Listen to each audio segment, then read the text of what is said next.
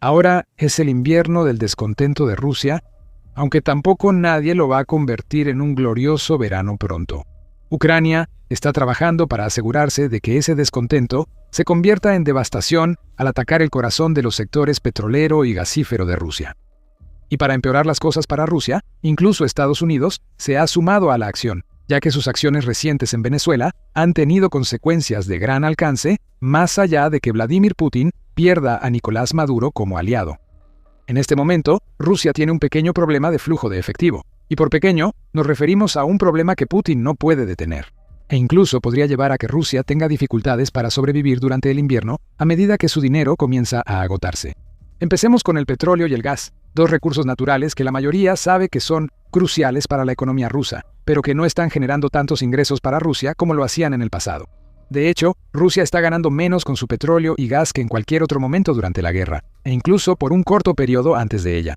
Eso es según el Kiev Post, que informó el 15 de enero que los ingresos de Rusia por petróleo y gas han caído a su nivel más bajo en 5 años debido a los constantes ataques de Ucrania a las refinerías de petróleo e infraestructura combinados con las sanciones occidentales. Las cifras son terribles para Putin, quien depende en gran medida de los rublos fiscales. Él puede extraer fondos de las industrias de combustibles fósiles de Rusia para financiar su brutal invasión a Ucrania. El Kiev Post dice que en 2025 el petróleo y gas rusos generaron $1.086 millones en ingresos. Eso sigue siendo mucho dinero. Sin embargo, también representa una disminución del 24% en comparación con lo que Rusia ganó por estos recursos en 2024.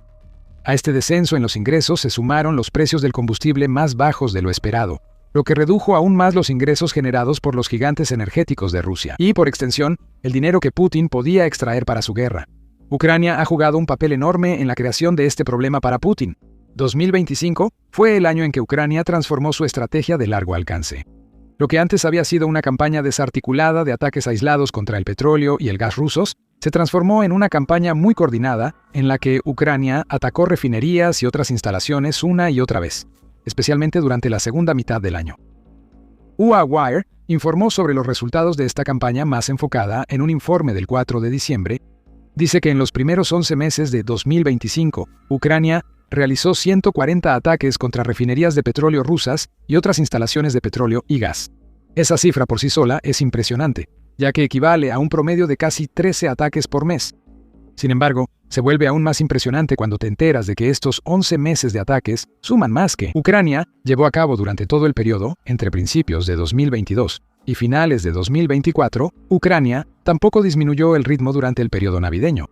El 31 de diciembre, Pravda informó que Ucrania realizó 24 ataques adicionales al menos contra la infraestructura petrolera y energética rusa. Ucrania también amplió su alcance durante el último mes de 2025, intensificando sus ataques a la infraestructura petrolera y gasífera que Rusia mantiene en el mar Caspio. Suma esos 24 a los 140 ya mencionados y obtienes 164.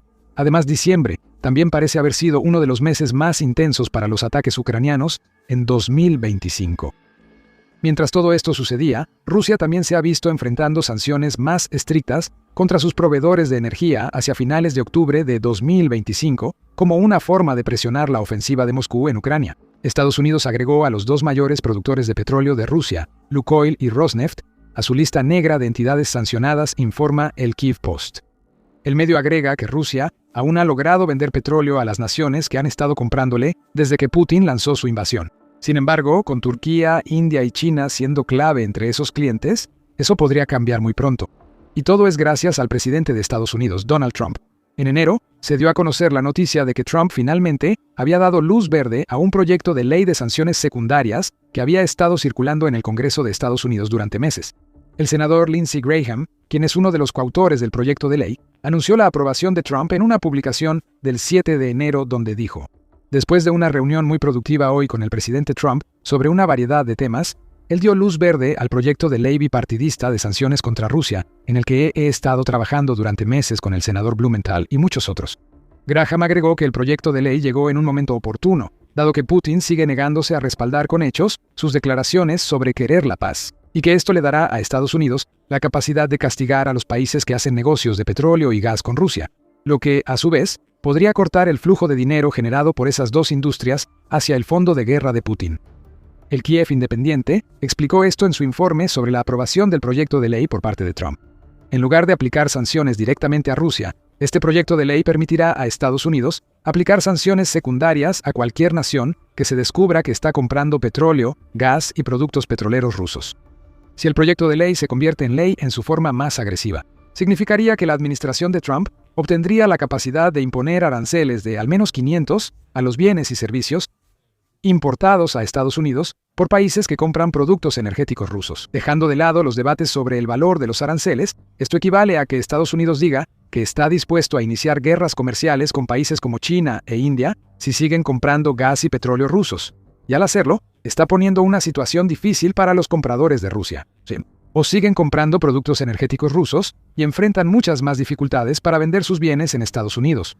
O evitan los aranceles de 500 dejando de comprar petróleo ruso, lo que, a su vez, dañará la capacidad de Putin para hacer la guerra. Solo sabremos qué decisión tomarán los compradores de petróleo y gas de Rusia si se mantiene la aprobación de Trump y el proyecto de ley se convierte en ley. Mientras tanto, la Unión Europea también le ha dado un pequeño golpe a Putin. El 15 de enero, Interfax informó que la Unión Europea reducirá su tope de precio al petróleo ruso de 60 por barril a 44.10 por barril el 1 de febrero. Es una pequeña disminución, claro, pero la Unión Europea planea poner un tope cada 6 meses de ahora en adelante, lo que añade más presión sobre Putin. Ahora tendrá que ofrecer descuentos más grandes a los clientes que Rusia está atendiendo a través de su flota en la sombra, suponiendo que esos clientes se queden. Si se implementan las sanciones secundarias de Estados Unidos, para entender por qué todos los problemas de petróleo y gas de Rusia son tan importantes, tienes que entender el papel que estos recursos naturales juegan en la economía rusa. El Instituto de Estudios Energéticos de Oxford lo resume bien, afirmando: los ingresos de la industria petrolera y gasífera de Rusia representan entre el 30 y el 50% de los ingresos totales del presupuesto federal en la última década, lo que los convierte en la fuente de efectivo más importante para el Kremlin. Cualquier disminución en esos ingresos tiene un impacto directo en el presupuesto federal de Rusia. Y con Ucrania, sin mostrar señales de desacelerar sus ataques de largo alcance, junto con el potencial de que vengan más sanciones severas. Lo que fue un año terrible para el petróleo y el gas de Rusia puede ser solo un preludio de más caídas, mientras más se prolongue la guerra. Una cosa que podemos deducir de los problemas petroleros de Rusia es eso. Trump ha identificado un punto de presión para Putin, por eso aprobó el proyecto de ley de sanciones secundarias. Sin embargo, Trump ya ha perjudicado a Putin al enfocarse en otra persona. En la noche del 2 al 3 de enero, se dio la noticia de que las fuerzas estadounidenses irrumpieron en la capital venezolana, Caracas, donde capturaron al presidente del país, Nicolás Maduro, quien ahora está siendo juzgado por una serie de cargos de narcotráfico y crimen organizado. En Estados Unidos, Maduro había surgido como un aliado clave de Putin, especialmente en el contexto de que Rusia intentaba ganar influencia en América Latina. Sin embargo, no será la pérdida de influencia lo que más le dolerá a Rusia. Con la salida de Maduro, será la pérdida de dinero. En un informe del 15 de enero, Business Insider reveló que Rusia enfrenta un doloroso ajuste financiero tras la caída del presidente convertido en dictador de Venezuela. Durante años antes de que Maduro fuera capturado, Rusia y Venezuela habían estado construyendo lentamente lazos financieros que llevaron a Rusia a comprometer miles de millones de dólares en inversiones en Venezuela. Según Business Insider, Esteban Sestanovich, quien es el investigador principal George F. Kennan para estudios rusos y euroasiáticos en el Consejo de Relaciones Exteriores, dice que Rusia ahora tiene que lidiar con la pérdida de esas inversiones. Las inversiones rusas en la industria petrolera de Venezuela durante los últimos 20 años ahora tendrán que ser formal o informalmente dadas por perdidas. Sestanovich afirma que hay un ejemplo bastante reciente de una de esas inversiones que puede haber desaparecido para Putin. El 20 de noviembre, Reuters informó que Venezuela había aprobado una extensión de 15 años de las empresas conjuntas entre la compañía estatal petrolera venezolana, PDVSA, y la compañía energética rusa, Rosorbasneft. Juntas, ambas iban a trabajar en el desarrollo de un par de campos petroleros en Venezuela, hasta el punto en que podrían combinarse para producir 16.600 barriles de crudo por día. El nuevo acuerdo, que estaba previsto para durar hasta 2041, habría implicado que una empresa rusa invirtiera un estimado de $616 millones en Venezuela. Eso es además de todo el dinero que Rosorbasneft ya había invertido antes de la extensión de 15 años. Este es solo uno de varios acuerdos de este tipo, no todos relacionados con el petróleo. Rusia ya ha intentado adelantarse a este problema, aunque aún está por verse qué tan exitosa será. 2 días antes de que Business Insider publicara su informe, oilprice.com informó que Rosoru-Basnev estaba tratando de afirmar su propiedad sobre los activos en los que había invertido tras la captura de Maduro. La empresa, que asumió los activos venezolanos del gigante energético ruso Rosneft, después de que el comercio de petróleo venezolano de esta última fuera sancionado por Estados Unidos, en 2020, emitió una declaración contundente en la que dijo: todos los activos de Rosoru-Basnev JSC en Venezuela son propiedad del Estado ruso, habiendo sido adquiridos por la parte rusa bajo condiciones de mercado, en pleno cumplimiento con la legislación de la República Bolivariana de Venezuela, el derecho internacional y los acuerdos interestatales entre Rusia y Venezuela. Esto es una señal de que las compañías petroleras rusas están empezando a temer por sus activos en Venezuela. Después de todo, no está claro qué puede hacer Rusia, si es que puede hacer algo, si Estados Unidos decide que el acuerdo de Rosoru-Basnev y todo el dinero involucrado en él queda anulado. Trump también ha dejado claro que quiere que Venezuela se convierta en una tierra de oportunidades para las grandes petroleras estadounidenses. Ha pedido a las compañías petroleras estadounidenses que inviertan $100.000 millones en un país que, según Al Jazeera, tiene reservas de petróleo estimadas en alrededor de 303.000 millones de barriles. Casi no importa que las compañías a las que Trump está pidiendo invertir estén dudosas. Lo que importa es el mensaje que Trump le está enviando a Putin. El petróleo de Venezuela ahora es un asunto estadounidense. Todo esto sin mencionar el otro dinero que Rusia tiene invertido en Venezuela, que incluye préstamos que este último solicitó para comprar armas a Putin. Con el comercio bilateral medido en miles de millones, en el intercambio anual que tuvo lugar entre los regímenes de Maduro y Putin, ¿todo ese dinero se ha esfumado? Parece probable, especialmente ahora que Estados Unidos básicamente ha asumido el control interino de Venezuela. Hasta que se instale un nuevo régimen de liderazgo, que prácticamente está garantizado que será más amigable con Estados Unidos que con Rusia, Putin se verá obligado a considerar a Maduro como una mala inversión. Preferiría no haber sido puesto en esa posición, dado lo que Rusia ya está enfrentando en el tema de los ingresos por petróleo y gas. Así que Rusia está lidiando con industrias de petróleo y gas que están en declive y enfrentan una presión creciente por los drones de Ucrania y las sanciones occidentales, junto con el colapso de un régimen venezolano en el que Putin había invertido mucho, lo que ya hace que este invierno sea bastante malo para Putin. Olvida eso. Han sido unas semanas terribles, ya que todas estas noticias han salido desde finales de diciembre hasta mediados de enero y todavía queda mucho invierno por delante. Y parece cada vez más probable que Rusia se vea obligada a enfrentar una recesión cada vez peor en el mercado de la vivienda, sumándose a sus otros problemas económicos. ¿Qué tan mal está Rusia? ¿La crisis de la vivienda en Rusia? Aunque varía según la región, el periódico The Sun publicó un informe interesante el 15 de enero, declarando que la guerra de Putin en Ucrania ha vuelto la economía rusa un caos total, que ahora es posible comprar un departamento en Rusia por menos del costo de un iPhone. Por sensacionalista que todo esto suene, parece que hay algo de verdad en ello. El medio dice que el departamento más barato disponible en la ciudad rusa de Fokucha está disponible por solo 787 libras o alrededor de $1,050. Según The Sun, esto equivale al 60% del precio del iPhone 17 Pro Max en Reino Unido, sin discutir los porcentajes. El punto que está haciendo The Sun es que hay al menos un departamento disponible en Rusia que cuesta menos que un teléfono celular. Algunos matarían por precios de propiedades tan bajos en Estados Unidos. Pero para Rusia, este bajo costo de la vivienda es un gran problema. Esto se agrava por una recesión general que está provocando que menos personas compren propiedades recién construidas. Por supuesto, el ejemplo que señala The Sun es algo extremo. Sin embargo, el Servicio de Inteligencia Exterior de Ucrania publicó un informe interesante en diciembre donde afirmaba que los intentos de Rusia por inflar artificialmente su mercado inmobiliario están fracasando. El servicio señala una disminución masiva en los acuerdos inmobiliarios cerrados como un problema importante, afirmando: a principios de diciembre de 2025, el volumen de acuerdos de inversión inmobiliaria cerrados había disminuido en un 34% en comparación con el año anterior. Este no es un problema que solo afecta a las propiedades residenciales, está impactando a los bienes raíces en general. En Rusia, las inversiones en el sector de desarrollo inmobiliario ruso cayeron un 53% interanual, hubo una disminución del 52% en la inversión en activos de oficinas y una caída del 20% en las inversiones en almacenes. Estas caídas señalan un problema en la economía rusa en general. Las empresas no están comprando almacenes ni espacios de oficinas, probablemente porque no tienen el dinero para hacerlo. Los desarrolladores inmobiliarios también están construyendo menos, lo que significa que están invirtiendo menos dinero gravable en un sector del que Putin podría depender para aumentar su menguante fondo de guerra en Ucrania. El informe del Servicio de Inteligencia Exterior de Ucrania coincide con otros sobre el mercado inmobiliario de Rusia. Por ejemplo, En octubre de 2025, la UNN informó que la demanda de nuevos edificios en Rusia había caído en 25 de las 28 principales ciudades durante los primeros 9 meses de 2025. Si Putin está buscando al culpable detrás de la dramática disminución de la inversión de los desarrolladores en 2025, lo encontrará aquí. Las tasas de interés de Rusia son un problema en este caso. Después de todo, un inversionista astuto te diría que comprar propiedades a bajo precio, como se puede hacer ahora mismo en Rusia, es una buena idea. Eso es especialmente cierto, ya que las cifras de la Agencia Analítica de Crédito, sobre las que informó la UNN, sugieren que el Banco Central de Rusia planea bajar las tasas clave del país. Tanto así que los precios de las propiedades aumentarán un 30% para 2027 y serán 15 veces más altos en 2030 de lo que son ahora. Eso parece una situación ideal para que cualquier ruso que tenga efectivo invierta fuertemente.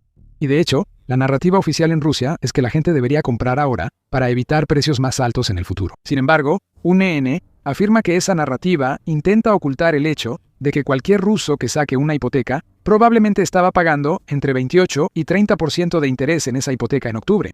Mucha gente no puede permitirse eso, incluso cuando las propiedades son baratas, lo que lleva a que se vean caídas en la inversión en todos los ámbitos. El Moscow Times añade a todo esto con un informe del 6 de enero donde dice lo siguiente. Las previsiones actuales sugieren que las ventas de viviendas nuevas en Rusia disminuirán un 15% en volumen y un 10% en valor en 2026 en comparación con 2025. Es casi como si Rusia, con más de 122 millones de bajas y contando en Ucrania, de alguna manera estuviera afectando la demanda de viviendas en el país. ¿Quién lo hubiera imaginado? Al parecer, no Putin. Y los desarrolladores inmobiliarios de Rusia realmente están empezando a sentir la presión por todos estos problemas. En 2025, Newsweek informó que una quinta parte de los desarrolladores inmobiliarios de Rusia enfrentaban la bancarrota como resultado de los problemas que enfrenta el sector inmobiliario ruso. Esos problemas solo van a empeorar en 2026. Si el informe de The Moscow Times es correcto, el número de desarrolladores en riesgo de bancarrota podría incluso aumentar al 30%. Suponiendo que el mercado inmobiliario ruso siga como ha estado por un tiempo, ¿por qué todo esto le importa a Putin?